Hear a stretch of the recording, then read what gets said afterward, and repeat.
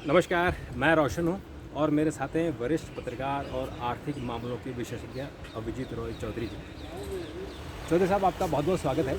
अभी हम संसद भवन में हैं और वित्त मंत्री ने अभी अपना बजट पेश किया है और इस बजट से जितनी उम्मीदें थी शायद उतनी वो उम्मीदें पूरी नहीं हुई और शेयर मार्केट एकदम क्रैश कर गया है।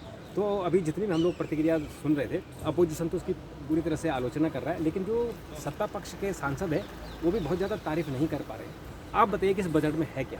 देखिए, अगर आप देखा जाए तो बजट को आप हमेशा लोक लुभावना बजट के रूप में नहीं देख सकते जी। पहली प्राथमिकता।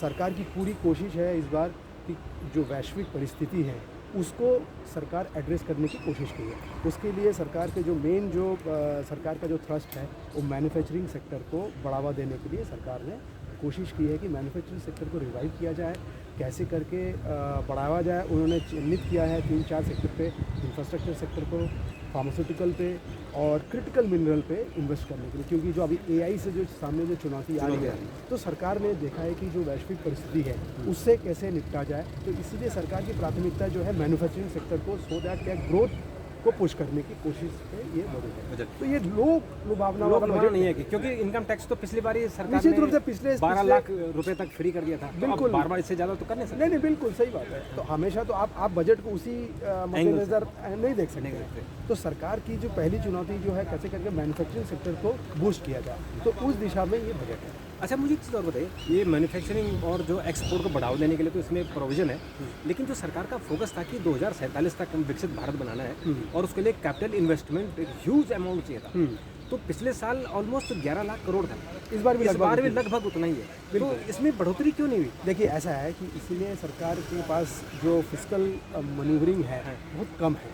तो सरकार देख रही है कि अब चूँकि आप देखेंगे कि लास्ट ईयर उन्होंने जीएसटी में रिस्ट्रक्चर किया काफ़ी, तो उसको भी सरकार को अभी 1 साल हुआ नहीं, सब लास्ट सितंबर में ही ये जीएसटी रिजिग हुआ है। तो इससे सरकार को पता चलेगा कि कितना हमारा टैक्स कलेक्शन आ रहा है, तो वो भी एक चुनौती है। और आप देखिए एक्सपोर्ट के मामले में सरकार अभी फिलहाल आपको पता ही है कि एक्सपोर्ट जो यूएस की तरफ से जो प्रॉब्लम है और अभी जो एफटीए जो साइन हुआ है, तो उस दिशा में बहुत बड़ा कदम है, लेकिन ये टाइम लगेगा क्योंकि अभी तो एकदम से तो हो नहीं रहा है। अभी यूरोप में रेक्टिफाई होगा और 1 साल लग जाएगा। तो उसके मद्देनज़र भी एकदम से तो आप एक्सपोर्ट पे बढ़ावा नहीं दे सकते। कोशिश सरकार कर रही है। हाँ, सरकार का मैं समझता हूँ कि ये आम जनता को थोड़ा सा ये करेगा, मायूस है, लेकिन सरकार अपने जो दिशा ठीक है सरकार। मुझे एक चीज़ और बताइए कि जो इस बार बजट ओवरऑल जो बजट का आकार है वो करीबन 53 लाख करोड़ है। यानी पिछले साल लगभग 50 लाख करोड़ था, इस बार 3 लाख करोड़ उसमें बढ़ोतरी हुई है। लेकिन इसमें जो चिंता की बात है कि 36 लाख करोड़ तो अर्निंग होगी, लेकिन बाकी डेफिसिट रहेगा बहुत ज़्यादा, तो बहुत ज़्यादा है। बहुत ज़्यादा, मतलब आप समझिए कि करीबन 18 लाख करोड़ 17 लाख करोड़ रुपए का डेफिसिट है। तो इतना बड़ा डेफिसिट ये एक ग्रोइंग इकोनॉमी के लिए क्या ठीक है या ऐसा होना चाहिए?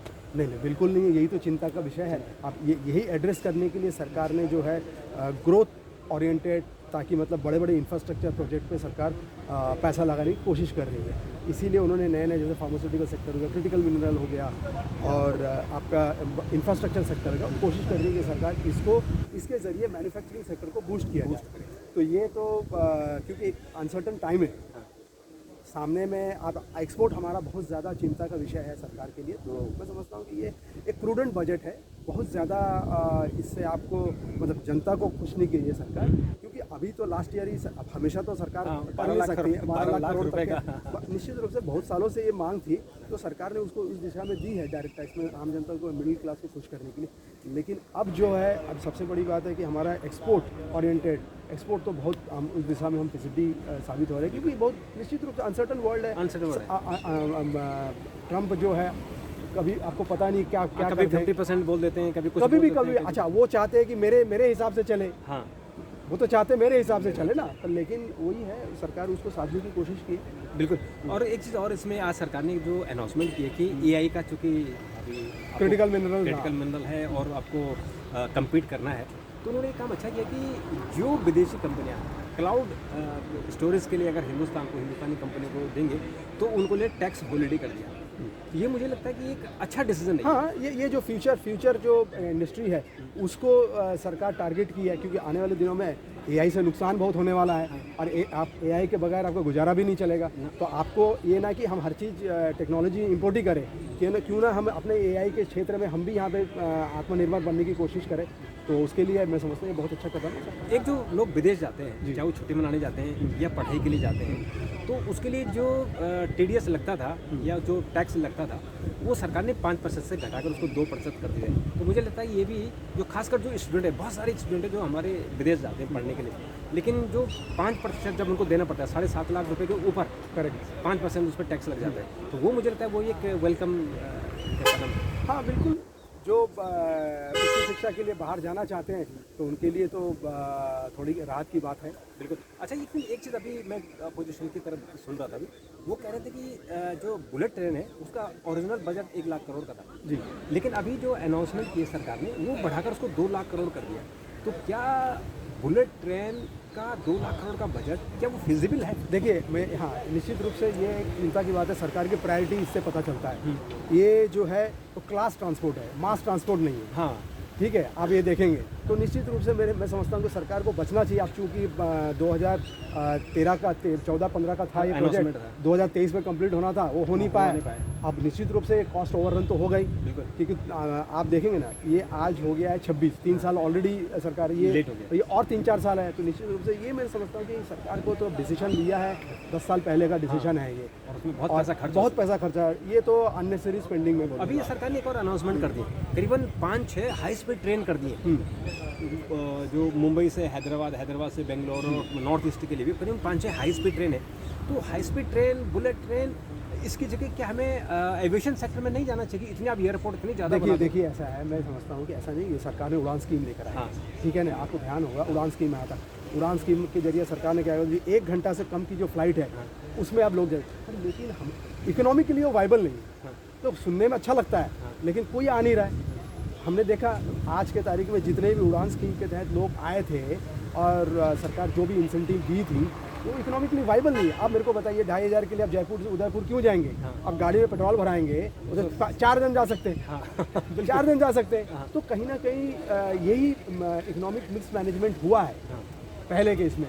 आप हेडलाइन ग्रैब करने के लिए तो कुछ भी कर ले, कुछ भी कर ले, लेकिन होता क्या है वास्तविकता में जो पैसा अब इकोनॉमिक तो सर कौन इन्वेस्ट लगाएगा? इन्वेस्टर तो आएगा तब देखेगा ना प्रॉफिट आएगा मेरा। पर उसको जैसे कि यूएस में है या आप यूरोप में है कि आपने इतनी नहीं, मैं अफसोस की बात ये है कि आप यूरोप और इंडिया की तुलना यूरोप और यूएस से नहीं कर सकते। ठीक है ना, क्योंकि हमारा अभी है डेवलपिंग इकोनॉमी।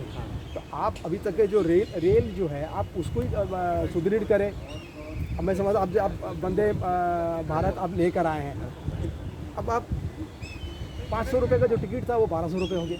हाँ, थोड़ा महंगा तो बहुत ज़्यादा, थोड़ा नहीं 50% से ज़्यादा जैसे महंगा हो मेट्रो भी गया। है, मेट्रो जैसे मेट्रो तो मैं देखिए क्या हुआ है ना, ये जो पहले जो इकोनॉमिक मिस मैनेजमेंट हुआ है, मिसप्लेस प्रायोरिटी हुआ, तो उसके लिए आप और हमको खामियाजा भुगतना पड़ेगा। बिल्कुल। आपने जैसे कहा कि बुलेट ट्रेन में 2 लाख, अब मैं समझता हूँ कि 2-2.5 लाख करोड़ जो है पहले 1,10,000 करोड़ का था, अब वो डबल होने की बात है।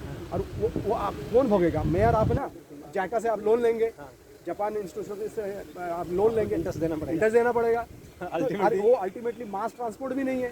तो ये मिसप्लेस्ड प्रायोरिटी है, सरकार को सोचना चाहिए था, लेकिन वो कर लिया तो आप और हमको झेलना पड़ेगा। बिल्कुल। तो मुझे लगता है कि अभी थोड़ी देर में निर्मला सीतारमण जी जो हमारी वित्त मंत्री है उनकी प्रेस कॉन्फ्रेंस भी है, तो उनसे भी हम थोड़ा सा और ज्ञान लेंगे कि एक्चुअल वो क्या कहना चाह रही हैं, क्योंकि जो उन्होंने यहाँ कहा अब वो उसका एनालिसिस भी करेंगे, क्योंकि अभी तो उन्होंने अपना बजट स्पीच पढ़ा है। करेक्ट। लेकिन अब डॉक्यूमेंट से जो डॉक्यूमेंट में लिखे हैं उसमें होगा, तो मुझे लगता है कि तब हमें और भी ज़्यादा क्लियरिटी हो जाएगी। अभी तो मैंने भी डॉक्यूमेंट पढ़ा नहीं। हाँ, चलिए अभी हम पार्लियामेंट में ही हैं। हाँ, अभी हम जितना पार्लियामेंट में ही हैं, बिल्कुल। मोटा-मोटा अभी पढ़ा वो है। बजट एलोकेशन क्या है, कितना घटा है, वो सब भी देखना है, हर स्कीम्स में देखना है। बिल्कुल। तो अभिजीत जी आपने बात की, आपको बहुत बहुत शुक्रिया। और मित्रों आपका भी बहुत बहुत शुक्रिया। कमेंट जरूर कीजिएगा आपको किस सेक्टर में क्या अगर जानना है, तो हम अभिजीत से रिक्वेस्ट करेंगे कि वो जरूर कमेंट का जवाब दें। आपका बहुत बहुत धन्यवाद। नमस्कार। धन्यवाद।